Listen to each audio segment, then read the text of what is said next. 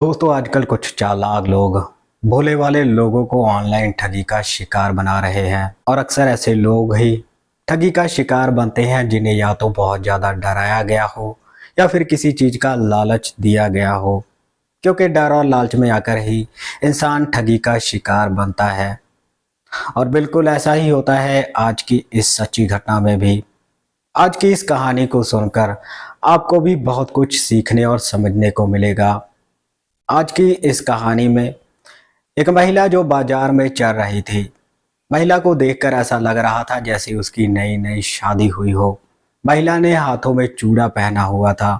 इतना ही नहीं, महिला ने पूरा हार श्रृंगार लगाया हुआ था। उस महिला के साथ साथ एक व्यक्ति भी चल रहा था। वो व्यक्ति कभी महिला के आगे निकल जाता था तो कभी पीछे रह जाता था, तो कभी महिला के साथ साथ चलता था। महिला दिखने में काफी परेशान लग रही थी। अब जैसे ही वो महिला एक भीड़ भाड़ वाले इलाके में पहुंचती है तब जोर जोर से चीखने चिल्लाने लगती है। महिला के चीखने चिल्लाने की वजह से लोगों की भीड़ उस महिला के पास इकट्ठा हो जाती है और उसके चीखने और चिल्लाने का कारण पूछती है। इस पर वो महिला लोगों को बताती है कि ये व्यक्ति मेरा पीछा कर रहा है, मुझे परेशान कर रहा है। महिला की बात सुनकर लोगों की भीड़ उस व्यक्ति को पकड़ लेती है और उसकी पिटाई करनी शुरू कर देती है। इतनी देर में ही वो महिला पलक झपकते ही वहां से गायब हो जाती है। अब पिटाई होने की वजह से वो व्यक्ति रोने लगता है।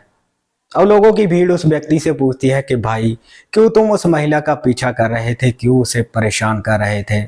इस पर वो व्यक्ति लोगों को बताता है कि वो महिला कोई और नहीं बल्कि मेरी ही पत्नी है, जिसके साथ मेरी शादी 7 दिन पहले ही हुई है। लोग उस व्यक्ति की बात को सुनकर हैरान हो जाते हैं कि भला एक पत्नी ही इस तरह से क्यों अपने पति की पिटाई करवाएगी। अब लोगों की भीड़ उस महिला को देखती है, लेकिन वो महिला तो वहां से गायब हो चुकी थी। आखिर वो महिला कहाँ गायब हुई थी और फिर कैसे मिली, आइए जानते हैं आज की इस कहानी में। आदाब, नमस्कार, सत श्री अकाल। दोस्तों बहुत बहुत स्वागत है आपका CHD क्राइम सफर के एक नए एपिसोड में। मैं उम्मीद करता हूँ आप सब ठीक ठाक होंगे। दोस्तों आज जिस सच्ची घटना के बारे में मैं आपको बताने जा रहा हूँ वो सच्ची घटना राजस्थान प्रदेश से है।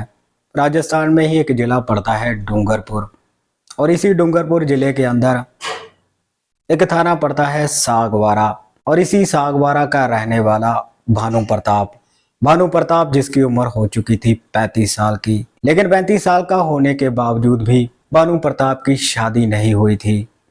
इसीलिए भानु प्रताप जिससे भी मिलता था उसके साथ अपनी शादी के बारे में बात करता था। अब एक दिन भानु प्रताप की मुलाकात एक व्यक्ति के साथ होती है और भानु प्रताप उस व्यक्ति को बताता है कि मेरी उम्र 35 साल की हो चुकी है लेकिन मेरी शादी नहीं हो रही है। भानु प्रताप की ये बात सुनकर वो व्यक्ति भानु प्रताप से कहता है कि तुम फिक्र मत करो, तुम्हारी शादी हो जाएगी। मैं एक ऐसी महिला को जानता हूँ जो लोगों की शादियां करवाती है। तुम्हारी शादी यहाँ पर नहीं होगी। वो महिला मध्य प्रदेश की रहने वाली है। वो कुछ पैसे लेकर लोगों की शादी करवा देती है। अब भानु प्रताप उस व्यक्ति से उस महिला का नंबर ले लेता है जिसका नाम होता है गुड्डी बर्मन। अब भानु प्रताप गुड्डी बर्मन के नंबर पे कॉल करता है और गुड्डी बर्मन को बताता है कि मेरी उम्र 35 साल की हो चुकी है लेकिन मेरी शादी नहीं हो रही है।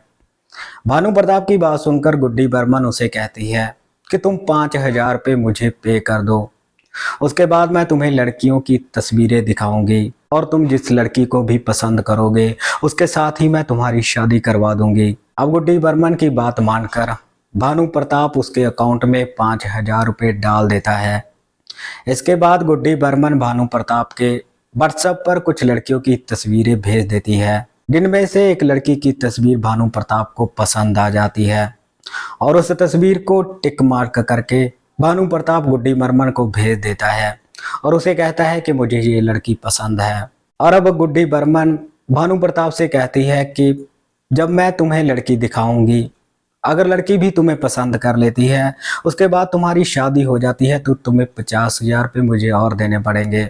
भानु प्रताप 50,000 रुपये देने को भी तैयार हो जाता है और अब गुड्डी बर्मन उस लड़की को भानु प्रताप से मिलवाने के लिए समदड़िया मॉल में लेकर आती है। लड़की जिसका नाम होता है काजल चौधरी। भानु प्रताप गुड्डी बर्मन को कॉल करके बताता है कि मेरे साथ मेरा दोस्त वीरेंद्र आएगा, बस हम दोनों ही लड़की को देखने के लिए आएंगे। गुड्डी बर्मन इसके लिए भानु प्रताप को हाँ कर देती है और अब भानु प्रताप और उसका दोस्त वीरेंद्र समदड़िया मॉल में पहुंच जाते हैं, जहां पर वो लड़की काजल चौधरी और गुड्डी बर्मन पहले से ही मौजूद होती हैं। और अब भानु प्रताप और काजल चौधरी जब एक दूसरे को समझने की कोशिश कर रहे होते हैं, तभी वहां पर पुलिस की एक गाड़ी पहुंचती है। पुलिस की गाड़ी का हूटर सुनकर गुड्डी बर्मन वहां से पलक झपकते ही गायब हो जाती है। काजल चौधरी भी वहां से भागने की कोशिश करती है, लेकिन भानु प्रताप काजल चौधरी का हाथ पकड़ लेता है और उसे कहता है कि हम दोनों तो शादी करने वाले हैं, तुम कहाँ भाग रही हो। इसके बाद पुलिस भानु प्रताप, वीरेंद्र और काजल चौधरी को गिरफ्तार करके थाने में लेकर पहुंचती है और थाने में पहुंचकर एसएचओ भानु प्रताप और वीरेंद्र से कहता है कि अब तुम अपने असली रूप में आ जाओ।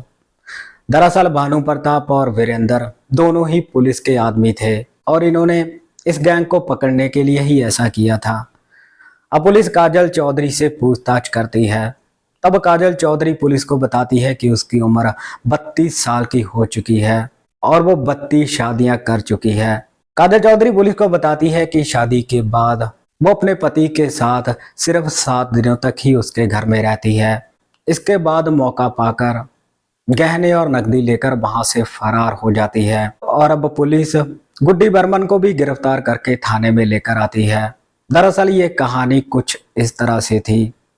सागवारा थाने के अंदर ही रहने वाला प्रकाश, जिसकी शादी नहीं हो पा रही थी, उसकी भी मुलाकात एक व्यक्ति के साथ होती है और वो व्यक्ति उसे गुड्डी बर्मन का मोबाइल नंबर दे देता है। गुड्डी बर्मन प्रकाश की शादी रीना राठौर के साथ करवा देती है। अब शादी के 6 दिनों तक तो सब कुछ ठीक ठाक चलता है, लेकिन शादी के 7वें दिन ही रीना राठौर प्रकाश से कहती है कि मुझे अपने मायके में जाना है अपने माता पिता से मिलने के लिए। अब नई नई शादी हुई थी, प्रकाश बहुत खुश था, इसीलिए वो अपनी पत्नी को उसके मायके में मिलाने के लिए चला जाता है। लेकिन जैसे ही वो एक भीड़ भाड़ वाले इलाके में पहुंचते हैं, तब उसकी पत्नी रीना राठौर जोर जोर से चीखने चिल्लाने लगती है और लोगों की भीड़ इकट्ठा होकर प्रकाश की पिटाई करने में जुट जाती है। इतनी देर में ही रीना वहां से फरार हो जाती है। दरअसल काजल चौधरी कोई और नहीं बल्कि रीना राठौर ही थी, जिसने कई अलग अलग पहचान पत्र भी बनाकर रखे हुए थे लोगों का बेवकूफ बनाने के लिए।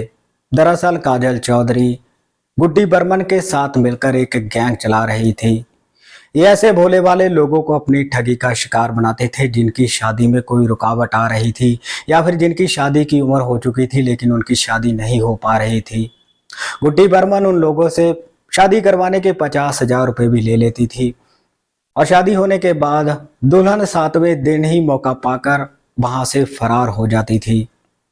दोस्तों, इस घटनाक्रम में आपने देखा कि कैसे कुछ चालाक लोग भोले वाले लोगों को ऑनलाइन ठगी का शिकार बना लेते हैं और अक्सर ऐसे लोग ही ठगी का शिकार बनते हैं जिन्हें या तो बहुत ज्यादा डराया गया हो या फिर किसी चीज का लालच दिया गया हो। दोस्तों, इस घटनाक्रम के बारे में आपकी क्या राय है? आप अपनी राय कमेंट सेक्शन में जरूर रखिएगा। इस घटनाक्रम को सुनाने का मकसद किसी को परेशान करना या दुखी करना नहीं था, बल्कि आप सबको बताना है, आपको जताना है कि किस तरह से चालाक लोग भोले भाले लोगों को ऑनलाइन ठगी का शिकार बना लेते हैं। तो मिलते हैं किसी और क्राइम की कहानी में, तब तक आप अपना ख्याल रखिए, सतर्क रहिए। जय हिंद।